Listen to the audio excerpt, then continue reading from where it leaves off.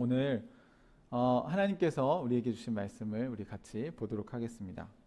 요한일서 2장 1절부터 14절까지의 말씀을 우리 같이 보겠습니다. 2장 1절부터 14절까지 말씀이 조금 길 수도 있지만 내용이 다 연결된 부분이라서 같이 우리가 좀 봐야 될 것 같아요. 요한 1서 2장 1절부터 14절까지. 네. 일찍 찾으셨네요. 네. 온라인으로 예배 드리시는 분들 다 찾으셨나요? 네. 자, 요한일서 2장 1절부터 14절까지 저랑 같이 교독하도록 하겠습니다. 나의 자녀 여러분, 내가 여러분에게 이렇게 쓰는 것은 여러분으로 하여금 죄를 짓지 않도록 하려는 것입니다. 누가 죄를 짓더라도 아버지 앞에서 변호해 주시는 분이 우리에게 계시는데 곧 의로우신 예수 그리스도이십니다.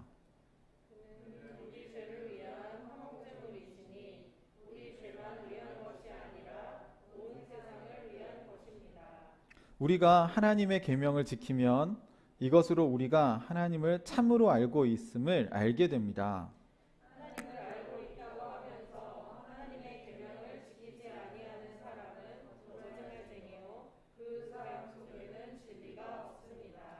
그러나 누구든지 하나님의 말씀을 지키면 그 사람 속에서는 하나님께 대한 사랑이 참으로 완성됩니다. 이것으로 우리가 하나님 안에 있음을 압니다.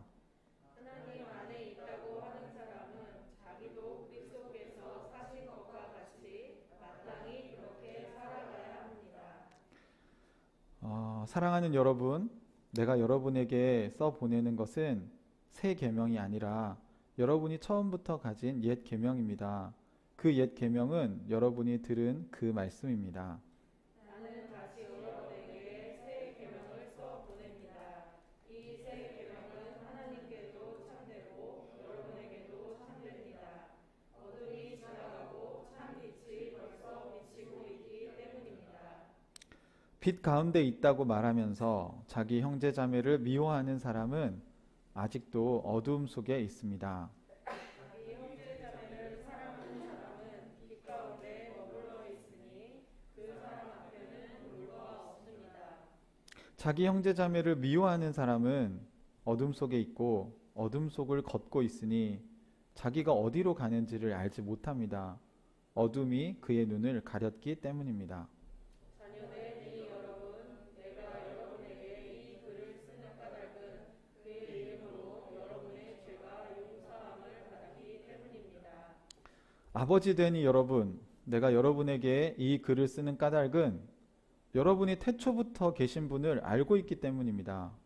젊은이 여러분, 내가 여러분에게 이 글을 쓰는 까닭은 여러분이 이미 악한 자를 이겼기 때문입니다. 어린이 여러분, 내가 여러분에게 이 글을 쓰는 까닭은 여러분이 이미 하늘 아버지를 알고 있기 때문입니다. 아버지 된 이 여러분, 내가 여러분에게 이 글을 쓰는 까닭은 여러분이 태초부터 계신 분을 알고 있기 때문입니다. 젊은이 여러분, 내가 여러분에게 이 글을 쓰는 까닭은 여러분이 강하고 하나님의 말씀이 여러분 속에 있어서 여러분이 그 악한 자를 이겼기 때문입니다. 아멘. 네.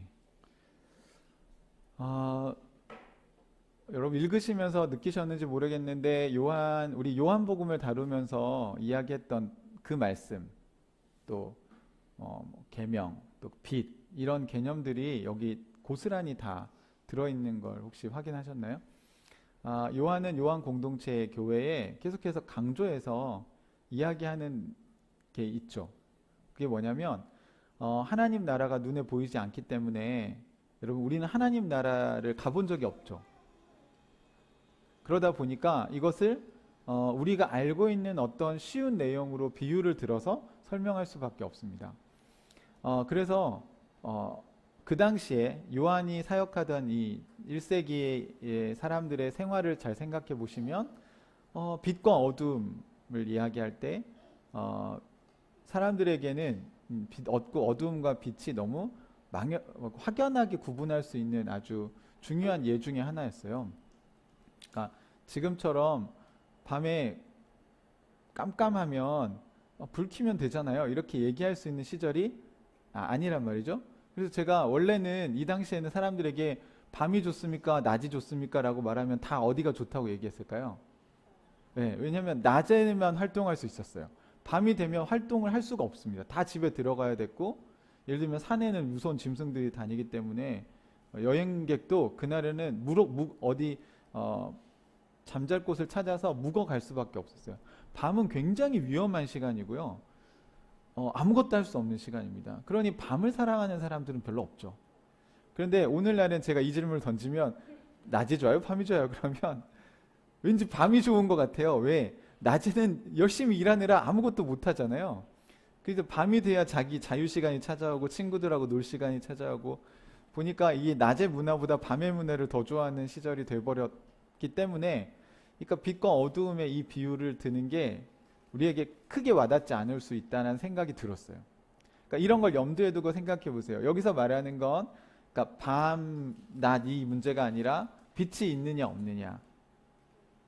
여러분이 놀고 싶어도 빛이 없으면 어떻게 놀겠어요? 아무것도 보이지 않는데. 그러면서 우리가 알아야 될 중요한 사실이 있다는 거 말씀을 드렸죠? 어두움을 이겨내는, 어두움을 몰아내는 방법은 뭐라고요? 어두움을 없애려면 어떻게 하죠? 네, 빛을 비추면 되는 것입니다. 그러니까 쉽게 말하면 방이 깜깜하면 어떻게 돼요? 집에 들어갔는데 집이 어두워요. 그럼 뭘 해야 되죠? 불을 켜는, 그렇죠. 스위치를 찾아서 불을 켜는 일을 하셔야 어두움을 몰아내는 거지. 들어가서 막 어두움아 물러가라 막 여러분이 기도한다고 해서 그 어두움이 물러가는 게 아니라는 겁니다. 우리는 이 요한일서를 시작하면서 지금 오늘 3주차인데 첫 주차에 새로운 공동체가 탄생했다고 말씀드렸어요. 여러분, 우리가 새로운 공동체입니다. 그럼 뭐가 새로운 거냐? 지난주에 이 새로운 공동체의 특징은 빛을 사랑하는 사람들이었다는 거예요. 오늘은 이 새로운 공동체의 특징의 두 번째인데 말씀을 사랑하는 사람들이라는 겁니다. 그러니까 이 교회가 제대로 된 교회인지 아닌지, 이게 건강한 공동체인지 아닌지, 또는 어두움 가운데 있는 사람들인지 빛 가운데 있는 사람들인지 아는 아주 쉬운 방법이 하나 있습니다. 그것은 그 공동체가 말씀을 얼마나 사랑하고 그 말씀을 실천하는 것을 즐거워하는가 하는 것입니다. 그러니까 모이면 뭘 하겠어요? 이 사람들은 말씀을 나누죠. 말씀 묵상한 거를 나누고요. 오늘은 하나님이 나에게 이런 말씀을 주셨어. 오늘 하나님께서 나에게 이런 말씀을 주셔서 내가 이것을 실천해 봤는데 이런 놀라운 일이 생겼어. 여러분, 실제로 그런 교회들이 있어요, 한국에. 제가 갔던 춘천에 있는 한 교회는 예배를 토요일 저녁에도 드리고요, 주일날 오전에 드립니다. 그러니까 주일 오후 예배는 없어요. 근데 토요일 저녁 예배가 진짜 매주 수련회 같이 드려요. 집회처럼. 그리고 주일날 오전 예배를 드리고 이제 저녁 예배는 없는데 오후 예배가 또 있어요. 점심을 먹고 또 오후 예배를 드리는데 예배를 3번 드리는 거죠. 그러니까 전국에 있는 성도들이 그 교회로 옵니다. 춘천까지. 전주에도 있어요. 그 교회 다니는 성도들이. 대단하지 않아요, 여러분? 그분들 예배 시간 늦지 않아요, 여러분. 그리고 1박 2일로 예배를 드리잖아요. 그러니까 지방에서 춘천 외 지역에서 온 사람들한테는 숙소를 제공합니다, 교회가. 그러니까 아파트를, 그 교회 좀 특이한 교회인데 아파트를 사가지고 교회가 아파트가 여러 채 있어요. 그래서 지역에서 올라온 사람들은 주말에는 거기서 쉴 수 있게 하고 주중에는 그걸 이제 찾는 사역으로 사용합니다. 그 지역의 대학생들한테 기숙사로 내주고 거기 저렴하게 쓰게 해주고 대신에 교회에서 하는 우리로 말하면 풍삼초척기 같은 교회에서 하는 성경 공부나 아니면 훈련에 참여하게 하는 조건으로 이제 저렴하게 방을 쓸 수 있게 아파트를 내줍니다. 그러니까 정말 이렇게 창의적으로 사역할 수 있다고 생각이 들어요. 근데 제가 드리고 싶은 말씀은 뭐냐면 그 교회에 오전 예배 드리고 이제 오후 예배 드리기까지 한 3시간 정도의 텀이 있어요. 점심 식사를 하려면 사람이 많으니까 다 줄을 서야 되잖아요. 그러면 이제 어느 정도 줄을 쓰고 나머지 사람들은요, 기다리면서 335 짝을 지어서 다 그 주에 들었던 말씀을 어떻게 실천했는지를 얘기하고 있어요. 지난주에 목사님이 우리에게 이런 얘기 하셨는데 나는 이렇게 살았어. 그랬더니 이런 일이 일어났어. 이런 얘기를요, 정말 너무 놀랍게 청년들부터 나이 드신 어른에 이르기까지 다 자기들끼리 소그룹을 지어가지고 식사를 기다리면서 나누고요, 식사하면서 나누고요, 또 식사 끝나고 나서 나누고요. 정말 어느 한 사람도 흐트러짐이 없이 교회를 떠나지 않아요. 그러니까 오후 예배 드릴 때까지 그 교회 마당에 사람들이 335 뭐 예배당에도 있고 이렇게 자유롭게 흩어져서 다 그 얘기를 나누고 있어요. 정말 놀라웠습니다. 제가 이제 그 같이 이렇게 밥 먹으면서 이렇게 들어보니까 그냥 성도들이에요. 성도들. 그냥 어느 그룹에 가나 다 그런 얘기를 하고 있고, 우리는 마음으로 드린 예배 이렇게 여러분 내시잖아요. 근데 그 교회는 이렇게 안 하고 이메일로 목사님에게 주일날 말씀 들은 거, 자기가 깨달은 거를 보내라고 합니다. 우리로 말하면 마음으로 드린 예배를 매주 목사님에게 이메일로 간증을 보내는데 그게 한 주에 300통씩 들어온대요. 그리고 목사님은 그 예배 시간에 그 간증들 중에 설교와 관련된 것들을, 성도들의 간증을 이제 소개하거나 아니면 그 성도한테 직접 나와서 그 얘기를 좀 더 자세하게 해달라고 얘기합니다. 저는 이 예배에 참여하면서 초대교회 예배의 모습과 어느 정도 유사하다는 생각이 들었어요. 우리가 함께 예배 드릴 때 이번 주에 여러분이 하나님을 경험한 이야기들을 가지고 와서 사실 같이 예배를 드려야 됩니다. 지금은 제가 혼자 설교하고 있지만 사실 더 좋은 예배는 우리 산말기 소그룹에 가면 이 삶을 가지고, 말씀을 가지고 어떻게 한 주 동안 살았는지, 또 지난주에는 어떤 은혜를 받았는지를 같이 나눠요. 나누면서 빛이신, 빛을 사랑하는 사람들의 삶은 어떤 건가, 하나님이 빛이시라고 했는데 하나님이 빛이라는 건 어떤 의미인가를 각자가 이해한 것들을 나눠주고 그걸 가지고 같이 예배를 드립니다. 여러분, 이런 거에 대한 소망이 생기십니까? 여러분, 이렇게 하려면 여러분 뭘 바꾸셔야 돼요? 여러분 개인의 삶이 바뀌어야 돼요. 오늘 본문에도 하나님을 아는 사람들은 어떤 특징을 갖고 있는지 요한이 이야기를 합니다. 오늘 본문의 2장의 전반부에 이렇게 이야기를 시작했잖아요. 나의 자녀 여러분, 이렇게 하니까 이게 이제 영적인 자녀들을 말하는 거죠. 요한의 진짜 자식들을 말하는 게 아니라 요한 공동체를 자기 자녀처럼 생각합니다. 영적인 자녀들에게 정말 사랑하는 마음으로 내가 여러분에게 이 편지를 쓰는 것은 여러분으로 하여금 뭐를 하지 않도록 하려고 한다고요? 죄를 짓지 않게 하려고 한다는 거예요. 그러면 여러분 여기까지만 읽으면 이 성경을 읽으면 죄를 안 짓는 거구나, 이렇게 생각할 수 있잖아요. 그런데 죄를 짓더라도 뭐 예수님이 우리를 변호해 주시고 우리의 화목제물이 되어 주셨다, 뭐 이런 이야기를 썼는데 죄를 짓지 않는다라는 게 뭘까요? 여러분, 우리는 죄가 뭐라고 알고 있죠? 네, 하나님을 중심으로 살지 않고 우리가 자기 중심으로 사는 거를 죄라고 얘기합니다. 그러면 요한이 말하고 싶은 건 뭐 도둑질 안 하고 뭐 이렇게 나쁜 짓 안 하는 그런 죄들을 말하는 게 아니라 우리가 하나님 중심으로 살려면 어떻게 해야 될까요? 라는 얘기를 하는 거죠. 우리가 자기 중심적으로 살지 않으려면 어떻게 해야 되는 걸까요? 이에 대해서 이야기를 하는데 그 첫 번째로 무엇을 얘기했냐면 3절을 같이 한번 읽어보겠습니다. 3절 같이 시작. 우리가 하나님의 계명을 지키면 이것으로 우리가 하나님을 참으로 알고 있음을 알게 됩니다. 네, 하나님을 진짜 알고 있다. 하나님을 참으로 알고 있다라는 증거가 뭐예요? 하나님의 계명, 커맨드먼트를 지킨다는 것입니다. 그러니까 명령을 지킨다는 거예요. 그래서 4절에 같은 얘기를 반복해서 얘기하는데 하나님을 알고 있다고 하면서 하나님의 계명을 지키지 아니하는 사람은 거짓말쟁이요 그 사람 속에는 진리가 없습니다. 이렇게 얘기를 하고 있어요. 여기 이제 하나님을 알고 있다는 영어 NASB 성경에 보면 have come to know 이런 표현을 썼어요. 그러니까 have come to know 하면 그냥 안다가 아니라 알아가고 있는 거죠. 그러니까 어떤 사람에 대해서 우리가 알아가고 있다면 우리가 그 사람에 대한 이해가 깊어졌다고 봐야겠죠. 그러니까 서로 알아가고 있어요? 네. 여러분, 부부가 된다는 건요, 평생 서로를 알아가는 과정입니다. Have come to know him 또는 her.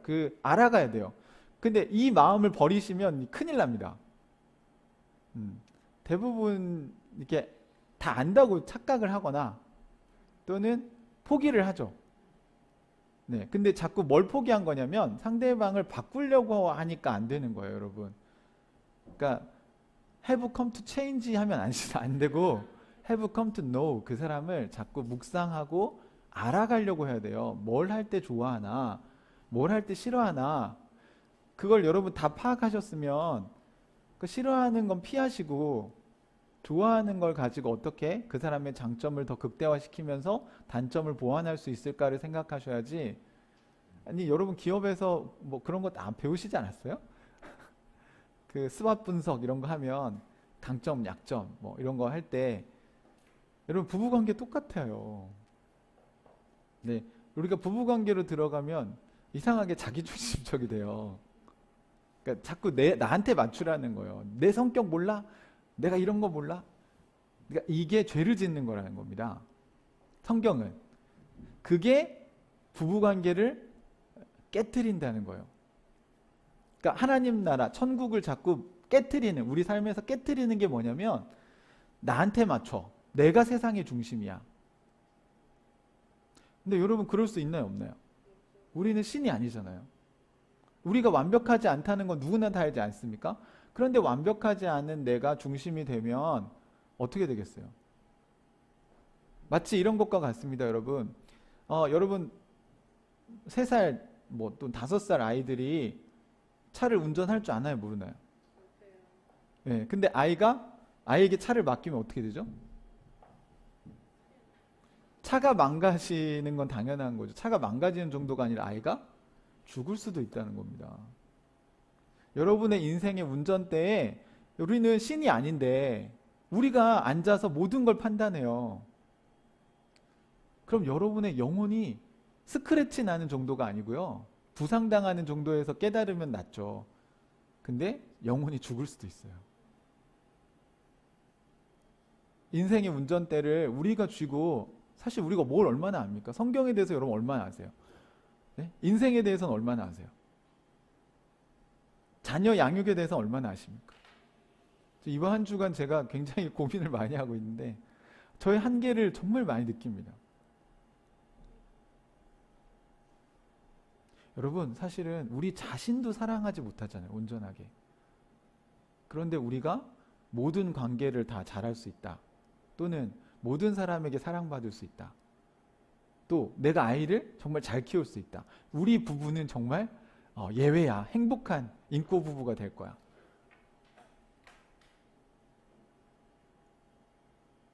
요한은 자기의 영적인 자녀와 같은 요한 공동체 성도들에게 그 얘기를 하고 있는 겁니다. 여러분 죄를 짓는 게 문제가 아니라 죄가 더 이상 여러분의 삶을 파괴하지 못하게 도와드리려는 거예요. 그럼 뭘 해야 돼요? 먼저 have come to him, 하나님을 알아가야 된다는 거예요. 여러분 하나님을 알아가는데 여러분의 인생을 쓰셔야 돼요. 여러분이 아무리 비싼 데 가서 쉬고 많은 좋은 걸 먹고 육신이 정말 잘 쉬다 와도 여러분의 영혼의 하나님과의 관계가 발전되지 않으면 여러분 그게 쉼이 아니라는 걸 아실 텐데요.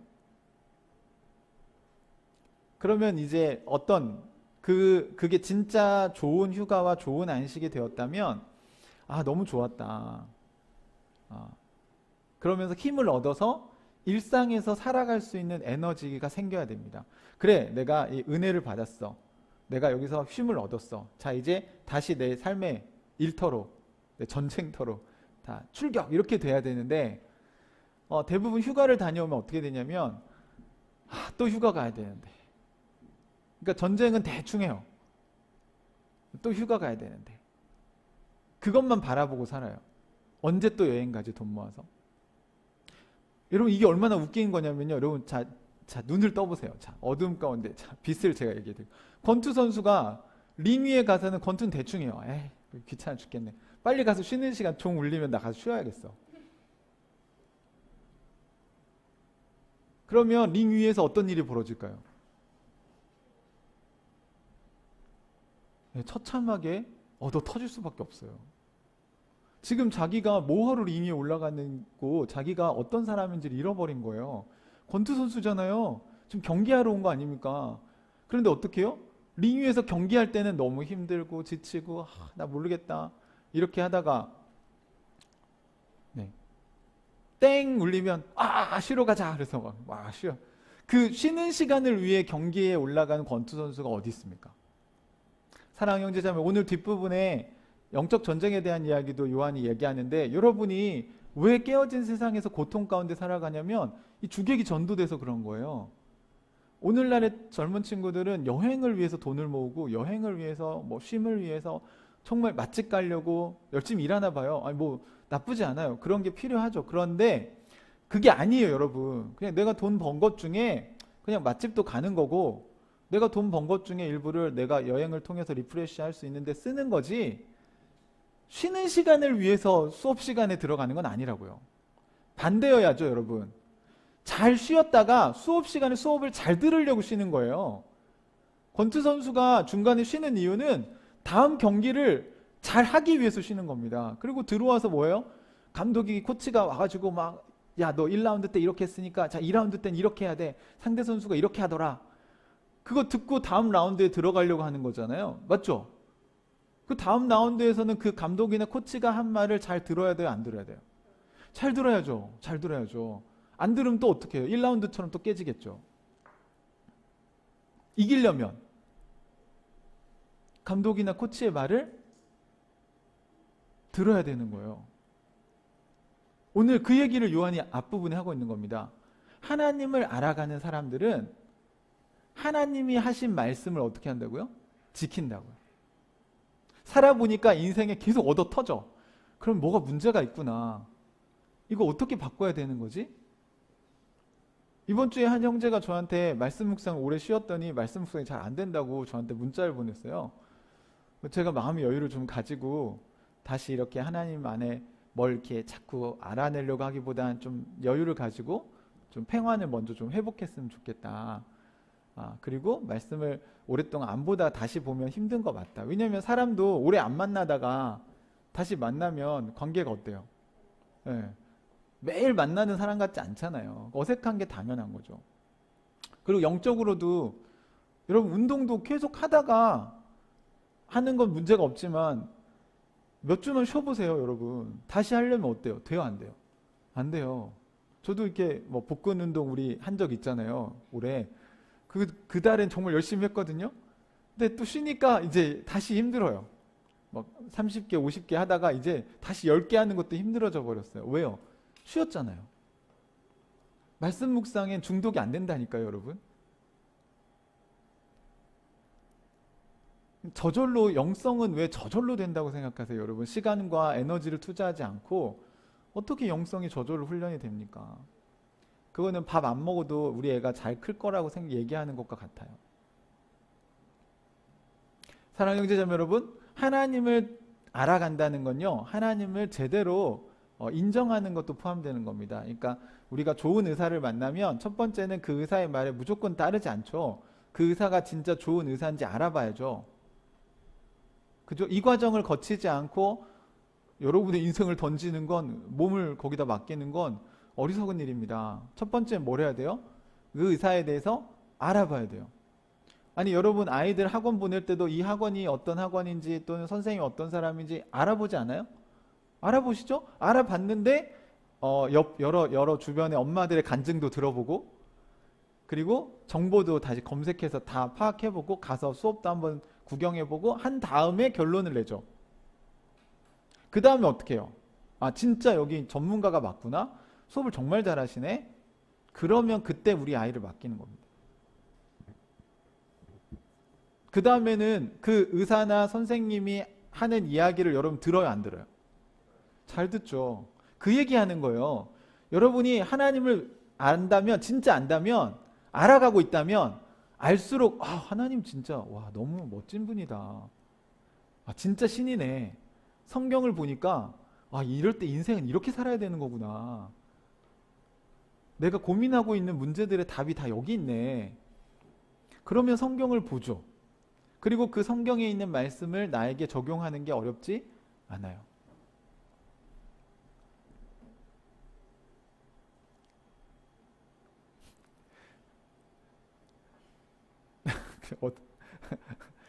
은희 어떻게 하려고 그래? 여기로 이렇게 숙이고 내려가요. 숙이고 나가면 돼. 이렇게 돌아서 숙이고 나가. 카메라 밑으로.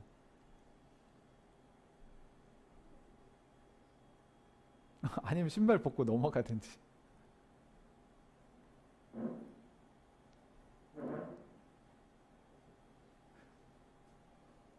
우리가 하나님을 제대로 알아간다면, 하나님께서 우리에게 말씀하시는 것을 지키는 것을 좋아하게 된다는 거예요. 그러니까 이게 안 된다는 건 우리가 하나님에 대해서 아직 잘 모르거나 하나님에 대한 그 전문성을 인정해 주지 않거나 하나님이 신이라는 거를 우리가 아직 잘 모르는 거죠.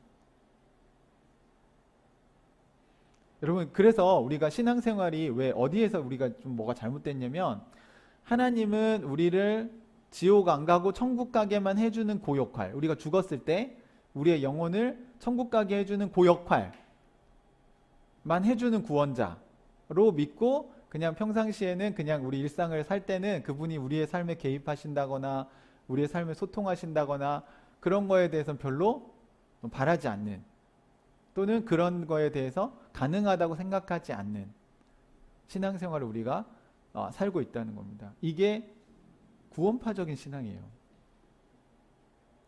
하나님을 죽은 하나님으로 만들어버린 거잖아요.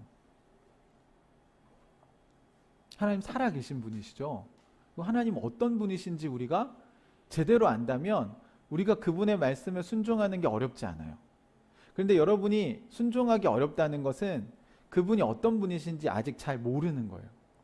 그러니까 그 의사에 대한 믿음이 없으니까 그 처방을 못 따르는 겁니다.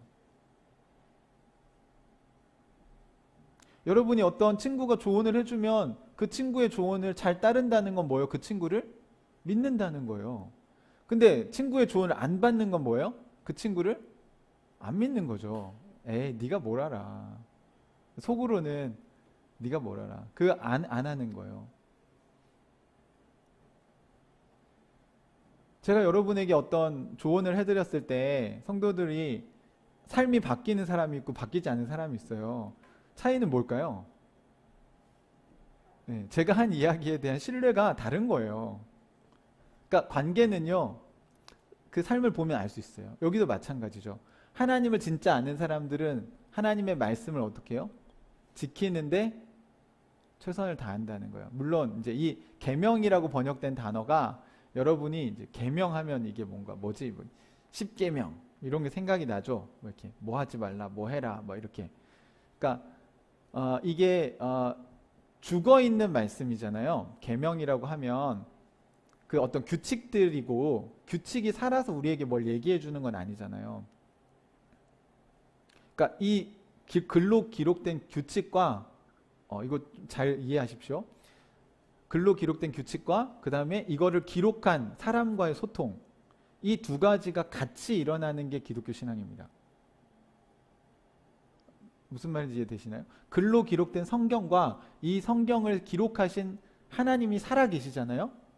그러니까 지금 우리로 말하면 성령님께서 우리에게 이 말씀을 깨닫게 해주시고, 그 다음에 이 성경에 등장하는 인물의 상황과 그들의 삶에 주셨던 메시지가 우리가 지금 살아가고 있는 상황과 같지 않잖아요. 21세기 우리가 살아가고 있는 이 현대화된 세상과 1세기 공동체의 상황이 같지 않잖아요. 그렇죠? 그러면 이 1세기 공동체의 상황에 적용되었던 메시지와 우리의 상황에 적용되어진 메시지를 단순히 글로 그냥 가져오면 안 맞을 수 있다는 거예요. 이 상황에서 우리를 도와주시는 분이 계신데 그분이 누구세요?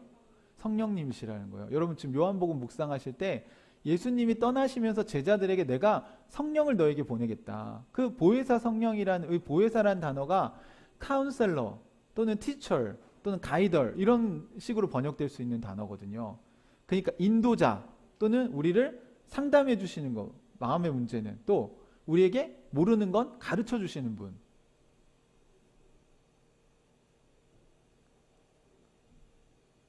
이런 분이시라는 거요. 그래서 여러분이 인생의 운전을 하실 때 여러분 운전 면허증을 따려면 운전 학원을 가셔야 되잖아요. 학원 가면 누가 붙죠? 선생님이 붙어서 뭘 해주나요? 이론만 가르치나요?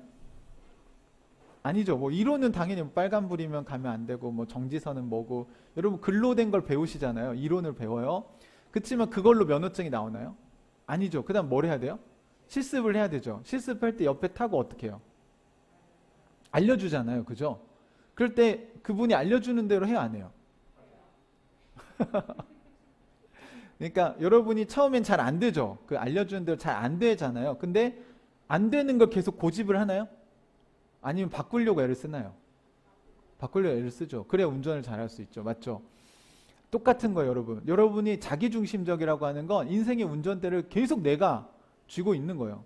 성령께서 얘기하셔도 맞아요. 이렇게 살아야죠. 근데 안 될 수 있죠. 안 될 수 있어요. 똑같죠.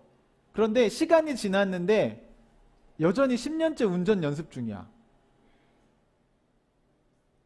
10년이 뭐예요? 1년도 그렇게 한 사람 없을 거예요. 그죠? 지금도 운전 연습 그 선생님 타면 말 안 들어요. 그럼 나는 면허증을 따야겠대. 딸 수 있어요? 없어요? 없어요, 여러분.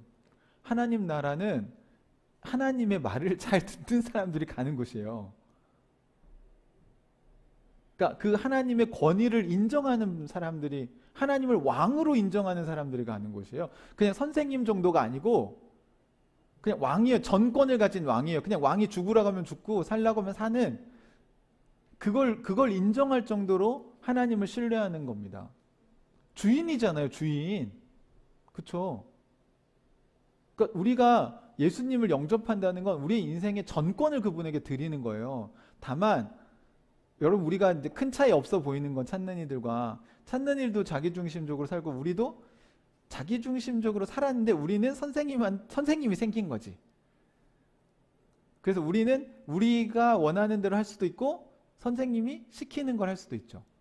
그러면 어떤 게 가장 큰 변화입니까? 새로운 공동체는 빛이 옆에 들어왔다는 거예요. 그래서 이 빛이 얘기하는 걸 들을 수 있어야 선생님이 옆에서 야 우회전이에요. 여기서 우회전 하셔야 돼요. 이렇게 하면 우회전을 들을 수 있어야 우회전을 할 거 아니에요. 이해되세요? 무슨 말인지? 그런데 하나님이 없어요. 그러면 우회전을 해야 되는지 좌회전을 해야 되는지 누가 결정해요? 내가 결정하죠. 근데 우리는 여기 선생님이 탔는데 선생님 말을 안 들어요. 그러면 누가 결정해요? 자기가 결정하죠. 그럼 똑같잖아요. 안 믿는 사람이나 믿는 사람이나 똑같잖아요. 무슨 말인지 이해되십니까? 하지만 여기서 요한이 죄를 짓지 않게 도와주려고 한다는 건 뭐예요? 우리에겐 이미 빛이 비쳤습니다. 우리 옆에는 누가 타고 있어요? 예수님이 우리 인생에 타고 계세요. 운전대를 그분에게 우리는 맡길 수 있단 말이죠. 근데 하나님을 알아가는 사람들은 그 운전대를 잘 맡기는 사람들이라는 겁니다. 그 말을 다르게 표현하면 그분의 명령을 지키려고 애를 쓴다는 것입니다. 물론 처음에 잘 되나요? 잘 안 되죠. 브레이크, 악셀 밟고 막 이런 거 잘 안 돼요. 교통 법규도 잘 몰라요. 하지만 운전을 10년, 20년 했는데 그런 걸 아직도 모르고 헷갈려 한다면 그 사람 운전을 할 수 있는 거 맞나요? 굉장히 위험한 거죠. 우리가 신앙생활에 구력이 생긴다는 건 10년을 하나님을 알았으면 하나님의 명령을 지키는 걸 즐거워해야 됩니다. 왜? 하나님이 누군지를 10년간 알아갔다는 거잖아요. 근데 아직도 하나님을 모른다는 건 신앙생활을 헛한 거예요, 여러분. 제가 이런 비유를 드는데 배드민턴을 배우러 가가지고 관중석에만 앉아있다 10년을 온 거예요. 코트에 한 번도 들어가 본 적이 없어. 이론은 다 알아. 서브는 이렇게 넣고요. 규칙은 뭐고요. 몇 점, 점수는 어떻게 내고요. 서브권은 어떻게 가고요. 다 알아요. 왜? 막 가서 걔네들 봤으니까. 근데 결정적으로 배드민턴을 쳐본 적이 없어. 그러면 이 사람은 배드민턴을 칠 줄 아는 사람입니까? 모르는 사람입니까? 모르는 사람이죠. 하나님에 대해서 책도 많이 읽고 성경도 읽고 안 돼요. 그런데 삶에서는 계명을 지키지 않아요. 그 아는 것을 실제로 생활하지 않는다고요. 여러분, 우리 이런 게 있잖아요. 여러분, 운동하면 건강해지는 거 다 아시죠? 하지만 해요, 안 해요? 잘 안 하죠? 이게 하나님의 명령인데? 이게 하나님의 명령인 거 아세요? 여러분의 건강을 관리하는 게 하나님의 명령이에요.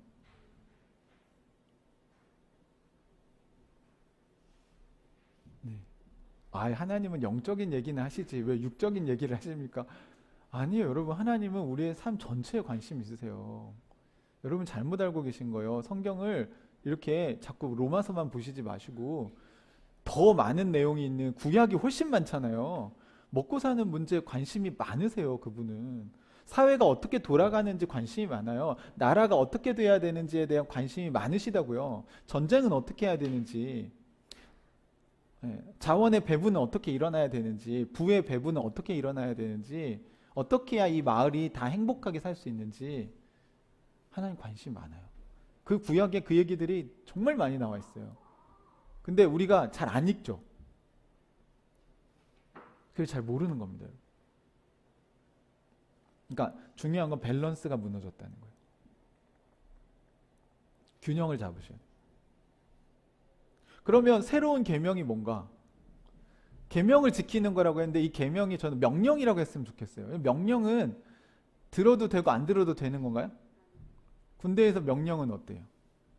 네, 네. 명령 불복종은 평상시에는 안 그렇지만 전쟁 중에 명령 불복종하면 어떻게 돼요? 즉결 사형이에요, 그냥. 죄의 싹슨 죽음이요. 그러니까 대장의 명령이 불복종하면요, 그 병사는 죽습니다. 왜요? 자기만 위험해지는 게 아니라 그 부대 전체가 위험해지기 때문에요. 동료들의 목숨이 왔다 갔다 하는 상황이기 때문에 그런 거예요. 심지어는 부대가 다 죽으면 또 어떻게 돼요? 나라가 넘어가잖아요, 다른 나라에. 그러니까 이 대장의 명령에 불순종하는 것이 그냥 개인적인 삶의 문제로 끝나는 게 아니란 말이죠.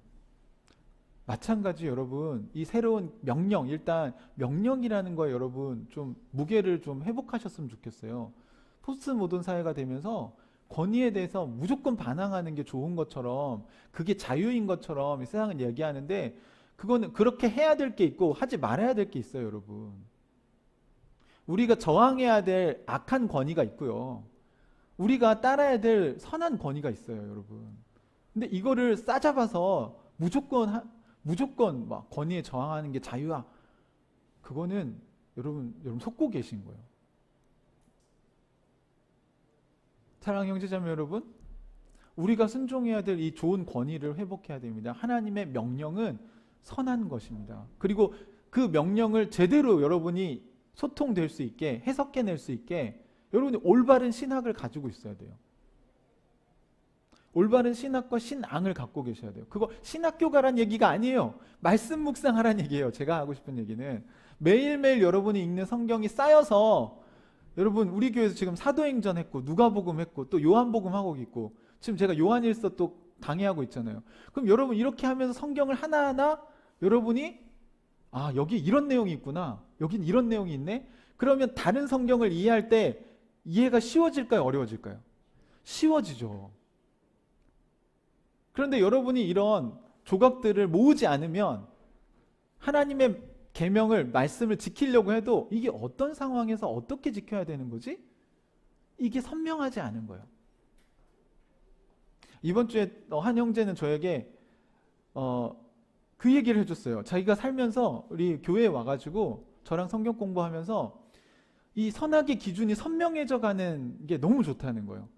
예전에는 삶에 고통이 없어진 건 아니에요. 삶에 여전히 힘든 일도 있고 어려운 일도 있고 또 영적으로 나태해질 때도 있고 또 어떨 땐 좀 은혜 받아서 좋을 때도 있고 이런 거는 똑같은데 예전에는 이게 왜 힘든 거지? 지금 이게 어떤 문제가 있어서 내가 이런 거지? 내 마음이 왜 지금 어려운 거지? 이런 것들을 왜 아이를 키울 때 내가 왜 이렇게 해야 되는 거지? 이런 것들이 선명하지 않았다는 거예요. 그런데 여기서 풍삼초척기를 하면서 아, 내가 지금 자기중심적으로 행동을 했구나. 이게 하나님이 원하시는 게 아니구나. 아, 여기서는 지금 내 감정대로 나간 거구나. 이런 게 조금씩 이제 분별하는 연습을 하면서 이제 원인을 알겠다는 거예요. 그것만 알아도 자기는 엄청 스트레스가 많이 줄어들었다는 걸 깨달았답니다.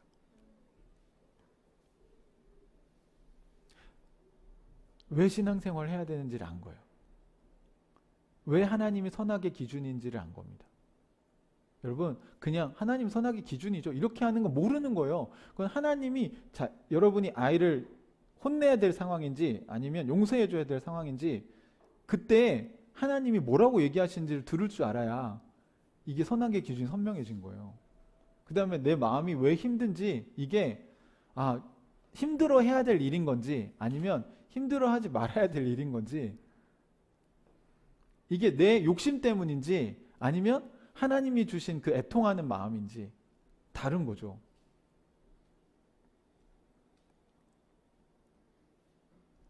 여러분이 가난하고 힘든 사람들 보면 도와주고 싶은 마음은 일반적으로 좋은 겁니다. 하지만 그게 내가 해야 될 일인지 아니면 나는 기도로 서포트해야 될 일인지는 그건 하나님과 잘 상의하셔야 돼요.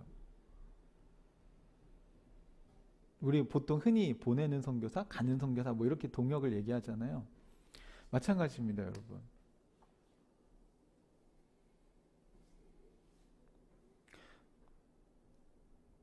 새 계명은 여러분 요한복음에서 이미 요한이 얘기했던 거예요. 새 계명을 너에게 주노니 예수님이 얘기하셨죠.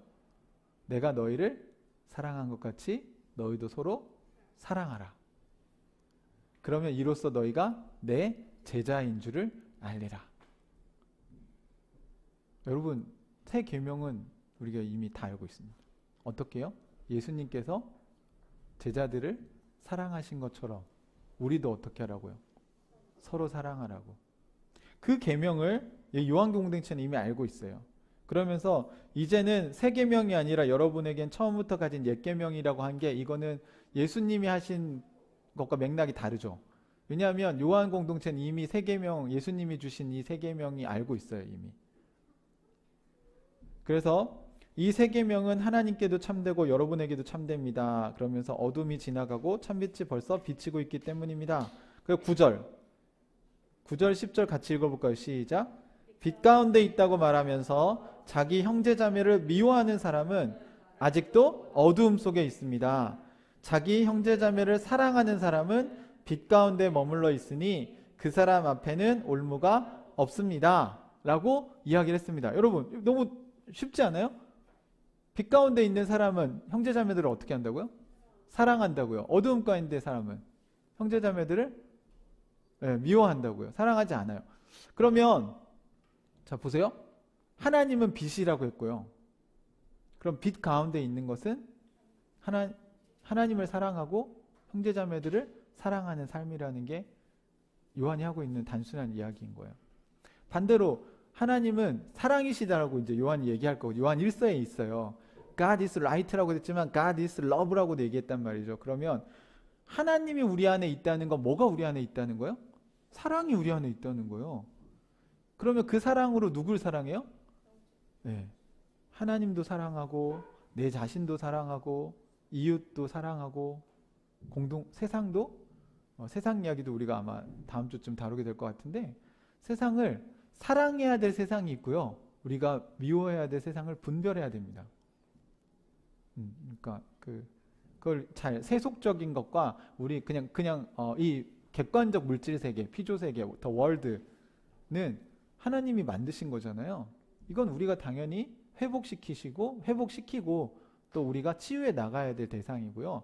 하지만 예를 들어서 이제 세속적인 것들 있잖아요.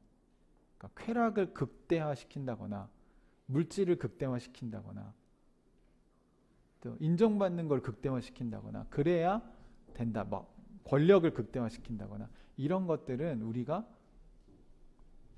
대적해야 될 세상의 모습들이죠. 그러니까 하나님이 주인 되지 않고 다른 것이 주인이 되는 것은 그런 세상은 우리가 대적해야 될 세상이고요. 우리가 거부해야 될 모습들이고 이 그냥 나무, 풀, 동물들 뭐 이런 땅, 환경 이런 것들은 우리가 사랑하고 가꿔 나가고 회복시켜야 될 세상입니다. 여러분, 우리 안에 빛이 있다면 어떤 하나님의 계명을 지킨다. 그럼 계명이 뭐지? 형제자매를 사랑하는 거다. 하나님을 알아간다는 건 하나님을 사랑한다는 거예요. 네. 그 사람 알면 알수록 더 사랑스러워져야죠. 처음에 잘 몰랐을 때는 어떻게 사랑합니까? 근데 여러분이 소개팅에서 만났어요. 그 다음에 어떻게 해요? 만나보죠. 왜요? 서로를 알아가기 위해서 만난 거잖아요. 그 알아가면서 상대방을 더 사랑하게 됐으니까 결혼한 거 아니에요. 네, 왜 이렇게 표정들이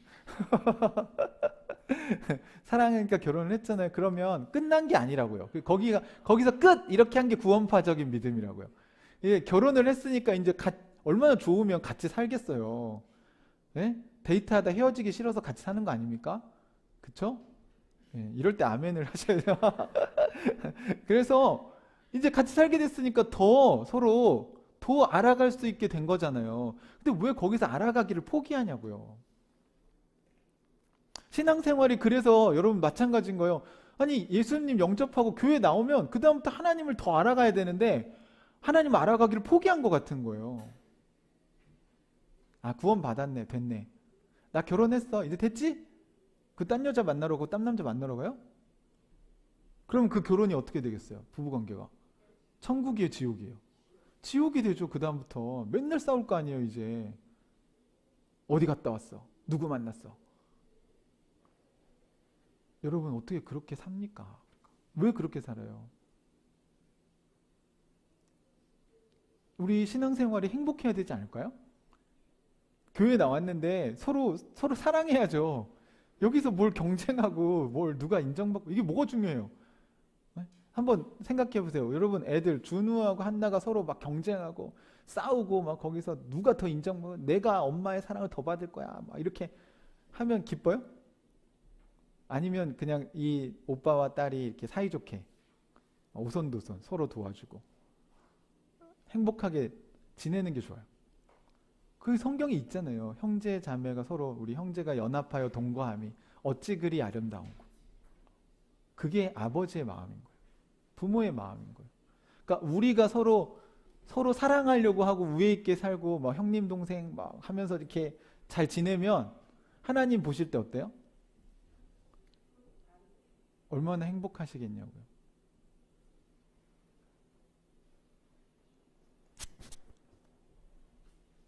근데 그게 그냥 선택이 아니고 여기서 뭐라고 얘기하고 있어요? 형제자매를 사랑하지 않는 사람들은 어두움 가운데 있는 거다. 그 말은 뭐예요? 빛이 없다는 얘기니까 하나님이 그 안에 있지 않다는 얘기예요, 여러분. 이거 엄중하게 들으셔야 돼요. 어떻게 교회 안에 그런 다툼과 미움과 진리의 싸움이 아닌 것들, 본질이 아닌 것들에 있어서는 우리가 서로 사랑해야죠. 근데 본질은 어쩔 수 없어요. 그거는 어떻게 타협할 수가 없어요. 사랑하는 형제자매 여러분, 새 계명은 이것입니다. 하나님께서 우리를 사랑하신 것처럼 우리가 서로 사랑해야 된다는 거예요. 그럼 여러분이 하나님의 사랑을 빨리 누리셔야 돼요. 아, 하나님 나를 진짜 사랑하시는구나. 그러면서 우리 성도들이 꼭 기억해야 될 세 가지를 요한이 이제 그 사랑의 기초에서 이야기를 한 게 있는데, 여러분 마지막에 12절에 보시면 자녀되는 여러분, 내가 여러분에게 이 글을 쓰는 까닭은 그 이름으로 여러분의 죄가 용서함을 받았기 때문입니다. 용서함을 받았다는 건 무슨 얘기냐면 하나님과의 관계가 회복되었다라고 여러분 해석을 하셔야 돼요. 그러니까 죄가 용서받았다 이렇게 얘기하면 이제 나는 무죄야, 나는 자유인이야, 난 내 맘대로 할 수 있어, 이 얘기를 한 게 아니라 이제 하나님과 나는 소통할 수 있는 자격을 얻었구나. 이제 나 하나님하고 연락처 주고받고 하나님하고 교제하고 하나님을 더 알아갈 수 있는 자격이 나에게 주어졌구나. 그러니까 죄가 용서됐기 때문에 이게 가능한 거예요, 여러분. 우리가 죄가 그대로 있으면 하나님과 관계를 회복할 수가 없습니다.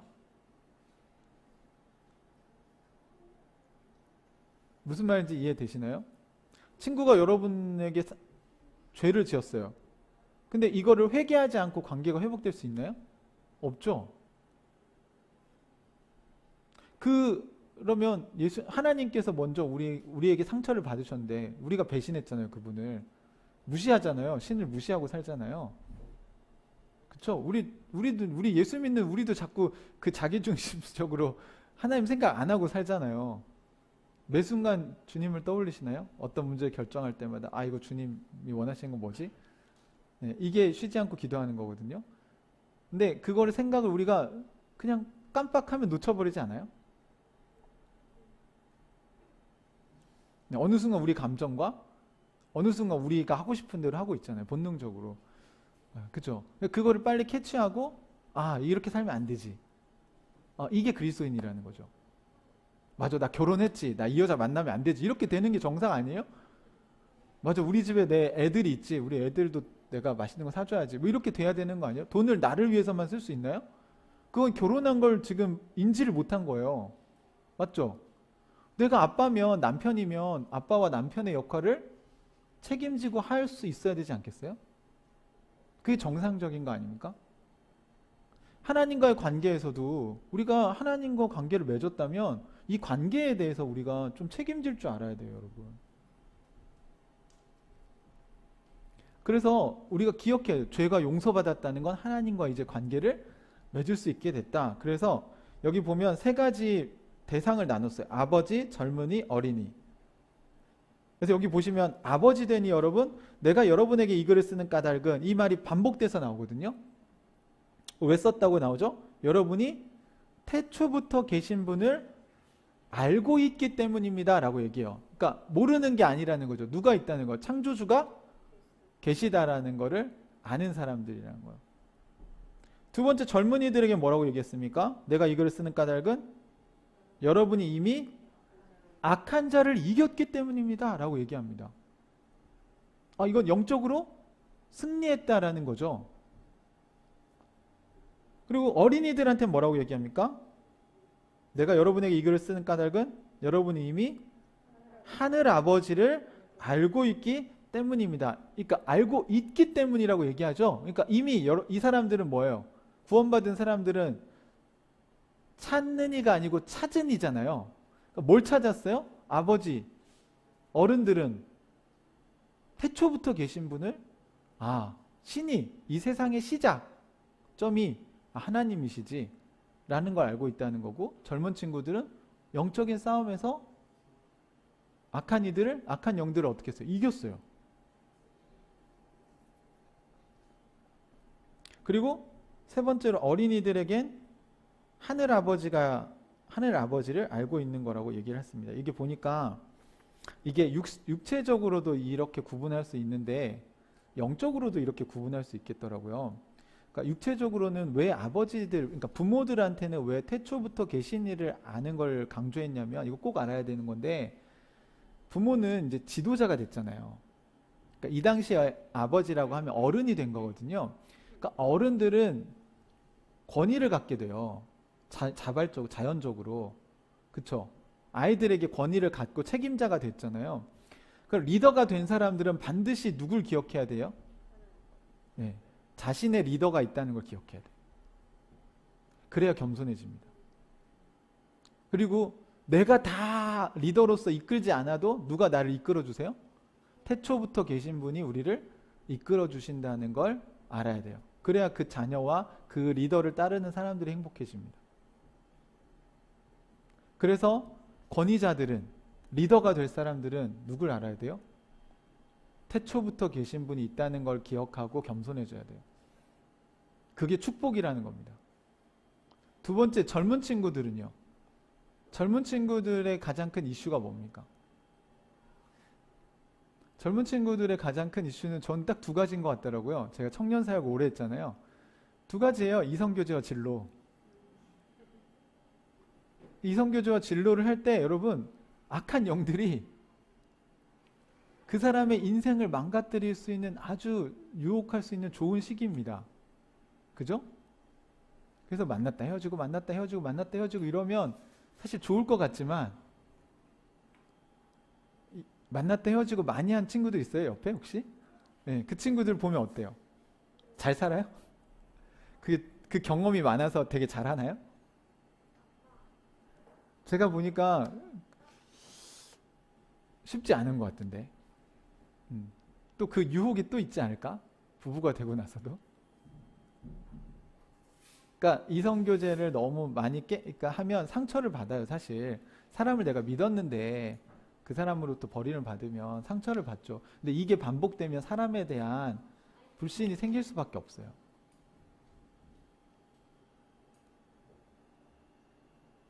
또 진로에 있어서도 여러분, 직장을 이렇게 내 은사는 뭐고 내 재능은 뭐고 그래서 이렇게 직장을 이렇게 쭉 다닌 사람이 있고, 여기 갔다가 끝나고 또 저기 갔다가 막 이렇게 옮겨 다니면서 직장 생활을 하면 어때요? 되게 힘들죠. 그것도 쉽지 않아요, 여러분. 젊은 시절에 내가 젊으니까 아직 기회가 많다라는 생각 때문에 이런 선택 속에서 하나님의 뜻을 알아가기보단 본인이 하고 싶은 걸 자꾸 쫓아갈 가능성이 되게 많아요. 그러니까 여기서 악한 영은요, 무슨 이렇게 뿔 달리고 시커먼 막 옷 입고 막 나타나가지고 막 그런 게 아니라 자기 중심성을 자꾸 자극하는 거죠. 하나님이 우리를 선한 길로 인도하시려고 하는데 그걸 못 가게 하는 게 마귀가 하는 일이에요, 여러분. 공포 영화에 나오는 것처럼 사람 죽이고 그런 거 하는 게 아니고, 그건 정말 극단적인 케이스고, 일반적으로 우리가 가지는 영적인 싸움은요, 하나님이 옆에서 우회전 우회전 우회전 얘기하는데 마귀는 옆에서 좌회전 좌회전 좌회전 이렇게 얘기하는 거예요. 근데 이 좌회전은 이 사람이 하고 싶은 거야. 그러니까 마귀는 자꾸 우리가 원하는 걸 어떻게 해요? 막 편을 들어줘. 그렇게 해. 선악과 따먹고 싶지 않냐? 그냥 먹어. 그 뭐 큰일 있겠어. 그냥 한번 먹어봐. 하고 회개하면 되지. 뭐 좌회전 했다가 다시 유턴하면 되지. 근데 그 유턴해야 될 순간에 또 마귀가 오죠. 다시 좌회전 좌회전. 그러니까 여러분, 이거를 어떻게 해요? 지금 제가 여러분 말씀드린 걸 여러분이 깨달으셔야 돼요. 이게 내가 지금 링 위에 올라가 있는 권투 선수와 같다는 걸 아셔야 됩니다. 여러분, 지금 영적으로 지금 예배 드릴 때 쉬는 시간이거든요. 여기서 충전해서 다음 주 월요일부터 어디가 링 위에 올라가셔야 돼요. 아니, 오늘 집에 가면서부터 벌써 여러분 가정에 돌아가시면, 이렇게 은혜를 충분히 받았는데 집에 가면 어때요? 시험거리가 와요, 안 와요? 오죠. 여러분, 은혜 받고 나서 시험에 들 때 많죠. 그 당연한 거예요, 여러분. 지금 쉬었다가 링 위에 올라가면 마귀도 쉬었다 들어오니까 어때요? 상대 선수도 힘이 세졌어요. 나만 쉰 게 아니거든요. 근데 우리가 이거를 생각하고 일상에 가서 살아야지. 우리는 어떤 생각을 자꾸 하는 것 같냐면, 은혜 받았다, 너무 좋다, 이 은혜를 떠나보내지 말아야지. 근데 집에 딱 가면 남편이 탁 긁고 자식이 긁고 그러면 은혜가 갑자기 어떻게 돼요? 날아가 버리죠? 그게 뭐냐면 쉬는 시간만 바라보고 살기 때문에 그래요. 그게 아니라 여러분, 쉬는 목적을 잘 아셔야 돼요. 예배를 우리가 하나님을 여기서 예배드리고 경험했으면 영적으로 우리가 힘을 얻었잖아요. 그러면 여러분, 이제 전쟁터로 나 나간다. 그 전신갑주를 입고 아이언맨 슈트 촥 입고 나가야지. 이거 풀고 나가면 당연히 상처받죠. 이거 입고 나가도 지금 전쟁에서 이길까 말까인데. 그래서 여러분, 예배가 끝나고 우리 오후 교제하고 이렇게 할 때 다 마귀는 우는 사자처럼 우리의 틈을 막 보고 있어요. 그리고 우리의 약점을 잘 알아요, 몰라요? 잘 알죠. 잘 알아요. 어떤 말 하면 화를 낼지 알아요. 남편과 아내도 그렇죠. 서로를 너무 잘 알잖아요. 싸울 때 꼭 어떻게 해요? 비수를 꽂죠. 뭐 싫어하는지 알아. 그걸 아주 비수를 그냥 팍. 과거에 잘못한 걸 딱 끄집어내가지고 그때 너도 그랬잖아. 이렇게. 마귀가 그런 걸 좋아해요.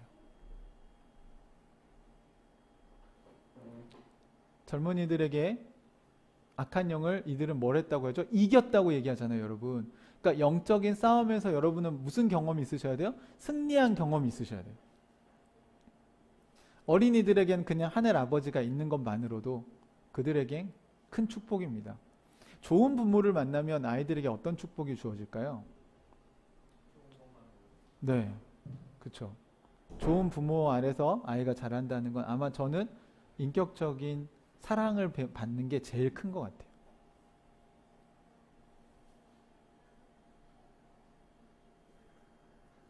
저는 여러분의 영적 성장 단계에서도 영적으로 여러분이 어린아이라면 여러분을 사랑해 주시는 인격체인 하늘 아빠가 있다는 걸 아셨으면 좋겠어요. 그걸 믿으셨으면 좋겠어요. 아, 나는 하나님 아버지가 나를 지금 돌보고 계셔. 육신의 아버지는 나를 버렸어도 하늘 아버지는 나를 인격적으로 키우고 계셔. 나에겐 하늘 아빠가 있어. 이걸 기억하셔야 되고, 영적 청년이라면 여러분이 이제 영적으로 말씀 묵상도 좀 스스로 하고 또 뭐 이렇게 복음도 전해보려고 하고 여러분 스스로 영적으로 살고 있다면, 영적 청년이라면 뭐가 올까요? 악한 영들과의 싸움을 좀 싸워서 이기는 그 뭐 위닝 멘탈리티라고 하잖아요. 자꾸 맨날 지면 그 패배주의에 우리가 사로잡히잖아요. 그러니까 좀 이기는 연습을 좀 하셨으면 좋겠어요. 왜 맨날 지고 와가지고 이 맨날 지는 그 패배주의에 사로잡힌 신앙인들, 이번 주도 졌어, 지난주도 졌어, 오늘도 졌어. 아이고 언제 이깁니까? 우리 못 이깁니까? 예수님은 이기셨는데. 예수님 얘기하셨잖아요. 내가 세상을 이겼다. 너희도 세상을 이겨라. 근데 오늘 요한 공동체에 요한은 뭐라고 얘기해요? 젊은이 여러분, 여러분이 악한 영들을 이겼기 때문입니다. 라고 얘기하잖아요. 그리고 영적인 부모가 되면 어떻게 해야 돼요? 아, 내가 모든 걸 결정할 수 있다. 이러면 안 돼요. 태초부터 계신 하나님이 있다는 것을 아셔야 됩니다. 이 세상의 창조주, 신, 우리를 이끌어가고 계시는 그분 앞에 리더들은 겸손해야 돼요. 그 당연히 영적으로 아비가 됐으면 그거에 익숙해져 있어야죠. 하나님께 묻고 하나님께서 얘기하시는 걸 듣고. 진짜 위험한 건 리더가 됐을 때입니다. 제가 군대에 가보니까 이등병 때가 위험한 게 아니에요. 신앙생활은 병장 됐을 때가 위험한 거예요. 내무반장 됐을 때 내가 이 내무반을 군대에 지배하는 원리로 할 거냐 아니면 하나님 나라의 원리로 할 거냐, 이거 굉장히 쉽지 않아요. 계급사회인데 병장이 그 밑에 병사들한테 사과하는 일은 없거든요. 그럼 안 되죠.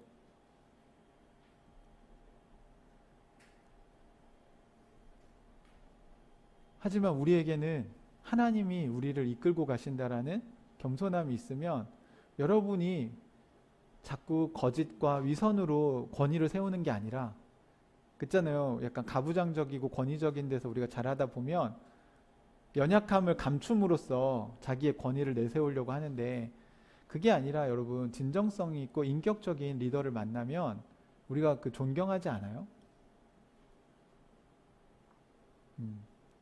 여러분 하나님을, 태초부터 계신 하나님을 인정하고 살아가는 리더들은 되게 겸손합니다.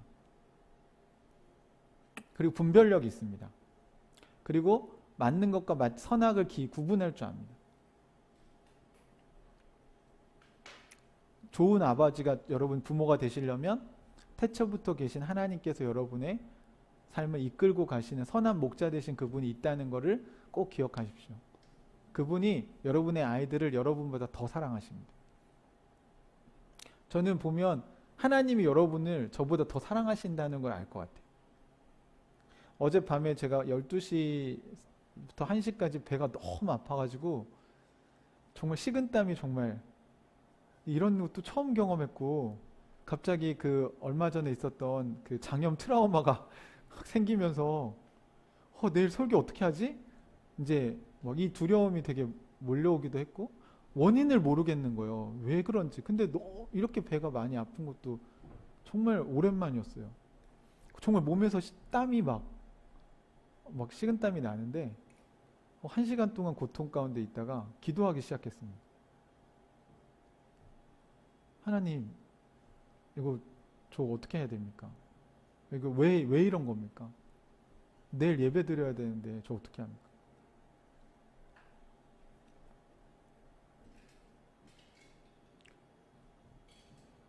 그리고 이제 막 화장실 왔다 갔다 하고 막 계속 그러다가 제가 그 기도를 하면서 제가 뭘 하나 결단을 했어요.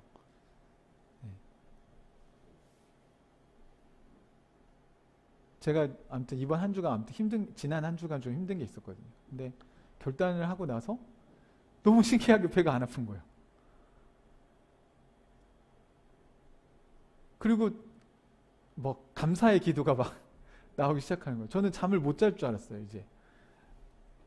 그런데 점점 이렇게 통증이 조금씩 사라지더니 평안하게 잘 수가 있었습니다. 아침에 은유가 깨워서 간신히 일어났어요. 너무 잘 자가지고. 여러분, 우리의 삶에 이런 일이 일어날 수 있죠. 제가 오늘 예배에서 구체적인 얘기를 하기는 좀 그런데 우리가 살다 보면 여러분 이게 그냥 우연의 일치라고 생각할지 모르겠지만 저는 하나님이 뭔가 저에게 얘기하실 게 있었다고 생각합니다. 하나님 살아계십니다. 그리고 저는 우리의 육신도 하나님께서 다스릴 수 있다고 믿습니다. 영혼에 뭔가 문제가 해결되면 우리의 육신의 문제도 해결될 수 있어요. 그렇게 연결된 것들도 있어요, 여러분. 사랑하는 형제자매 여러분, 우리는 말씀을 사랑하는 새로운 공동체입니다. 그 말씀은 여러분의 삶을 바꿀 수 있을 뿐만 아니라 여러분의 육신도 바꿀 수 있고요. 그 하나님을 여러분이 알아가면서 그 말씀에 순종하는 삶을 살면서 여러분이 제발 좀 하나님 나라를 경험하셨으면 좋겠어요. 그 우리에게 주신 축복인데 우리 그걸 누려야죠. 꼭 기억하십시오. 이 세상을 만드신 분이 우리의 아버지시라는. 그리고 그분은 영적인 싸움에서 우리 승리 이미 하셨다는. 여러분, 우리도 빛의 자녀잖아요. 우리 어둠의 자녀 아니잖아요. 우리도 승리할 수 있습니다. 네, 그렇죠. 이런 거에 아멘 하셔야죠, 여러분. 자, 우리도 크리스찬으로서 위닝 멘탈리티를 좀 가집시다. 그죠? 좀 승리하는 날, 여러분이 승리한 주, 이런 고백들이 있기를 주님의 이름으로 축복합니다. 같이 기도하겠습니다. 사랑하는 형제자매 여러분, 우리 하나님을 알아가고 있습니까? 그걸 어떻게 알 수 있다고요? 말씀을 지키는지, 우리가 그분의 계명을 지키고 있는지. 그분의 계명은 뭔가요? 내가 너희를 사랑한 것처럼 너희도 서로 사랑하는 것이었습니다. 서로 사랑하기 위해서 우리가 기억해야 될 게 있어요. 태초부터 하나님이 계셨고, 그리고 악한 영들과의 싸움에서, 영적 싸움에서 우리에게 승리를 주신 분이, 우리도 승리할 수 있습니다. 사랑하는 일은 승리하는 일입니다. 미워하는 일은 어둠 가운데로 가는 거고요. 여러분, 하늘 아빠가 여러분과 함께 하신다는 걸 꼭 기억하십시오. 같이 우리 오늘 하나님께서 여러분이 주셨던 그런 은혜들을 가지고 기도하는 시간 갖겠습니다. 지금 여기 살아계신 하나님께 여러분 기도하는 시간을 우리 가졌으면 좋겠습니다. 우리 같이 기도하겠습니다. 하나님 아버지, 오늘 이 요한일서의 말씀을 통해서 우리가 어떤 사람들인지 알기를 원합니다. 우리가 누구인지 하나님 기억하게 해주십시오. 우리를 새로운 공동체로 만드셔서 빛 가운데 살게 하셨는데 우리가 하나님의 그 빛 빚진 말씀을 사랑하는 사람들이 되게 하시옵소서. 말씀에 불을 켤 수 있도록 도와주시옵소서. 주의 말씀은 내 발의 등이요 내 길의 빛이라고 말씀하셨습니다. 오 하나님, 이 시간에 우리가 이 시간 하나님의 말씀으로 새롭게 될 수 있도록 주님 도와주시옵소서. 오 주님, 이 시간에 우리의 영혼 가운데 하나님, 살아계신 하나님의 음성이 들리게 도와주십시오. 사랑하는 자녀들에게 하늘 아빠께서 우리에게 해주시는 말씀을 듣게 해주십시오. 오 하나님, 이 시간 우리와 함께 하시고 하나님, 우리가 영적 싸움을 싸워서 이기게 하여 주시옵소서. 하나님, 우리가 한 주 동안 주님 은혜가 임하는 시간이 되게 하여 주시옵소서.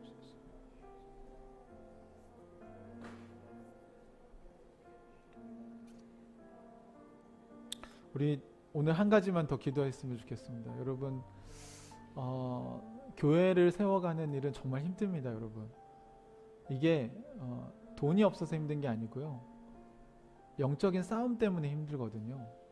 사단은 하나님의 건강한 교회가 세워지는 걸 좋아하지 않습니다. 이 땅에 하나님 나라가 하나라도 무너지길 바라지 세워지길 원하지 않아요.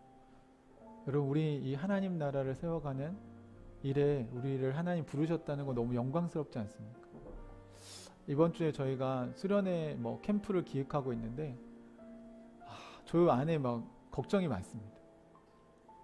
네, 동역자들이 필요해요. 여러분이 저의 동역자고 같이 기도로 준비할 사람들이 필요합니다. 여러분, 영적인 싸움이 있어요. 여러분, 이게 프로그램이 좋다고 해서 은혜 받는 게 아닙니다. 이 시간 우리 이번 주에 있을 여름 캠프를 위해서 기도해 주셨으면 좋겠어요. 네. 거기서 우리가 서로 사랑하는 것을 경험하는 천국이 이루어지도록 기도합시다.